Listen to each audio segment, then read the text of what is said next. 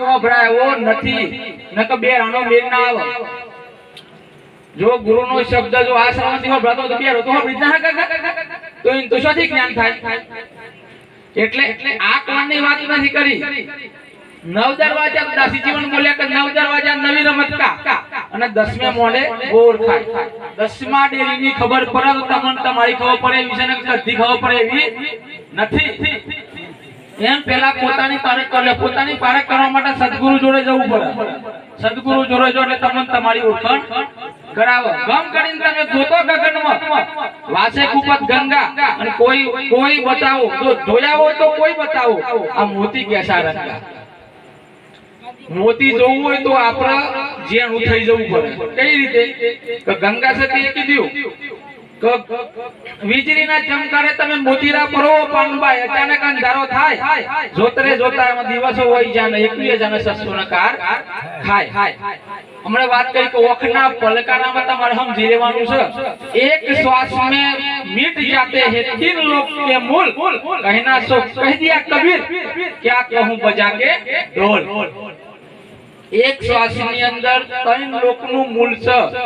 તો આપણે કેટલા ગુમાઈએ છીએ હજારો ગંગા સતીએ માં 21600 કાર ખાય એટલામ તમારે હમ ઓખના પલકરમ તમારે સમજી લેવાનું છે કે કોણ છું બાકી આખી જિંદગી મેર પડે એવો નથી એટલે સંતોની શાન સમજી લેજો કેમ કે શબ્દ વગરની શાન છે અને વાણી વગર આ વાત છે સદગુરુની તો હમ જન્મ આવે તો બેરો પાર છે એટલે શબ્દની જ મારી છે કે તમે અજ્ઞાન નથી અજ્ઞાન કોઈને કહેવાય નહીં કેમ કે સૌ ગઢ હે મેરા સાયા આ ગઢ કોઈ ખાલી ના હોય सब गट है मेरा साया कोई गट खाली ना हो उस गट में जिस गट में प्रगट हो उसकी बलिहारी हो आ बधा गट में प्रगट છે કોઈનો અજ્ઞાન કહેવાય નહીં પણ એટલું કે સંતોએ ની શાન સમજી લીધી અને તમારી સમજણ ઓછી આવી જાય નકે હમ જન્મ આવ્યો તો પછી સોતારો તો વક્તાઓ તો સોતાએ જોઈએ કે બધોની હમ જન્મ આવે એવું નથી એટલે આટલી શાન સમજી લેજો સંતોની કોંત્યા મહારાજના સારું કહેવાય હું તો બહુ સમય મળ્યો 5 વર્ષ થઈ ગયા અમારા ભાઈબંધીને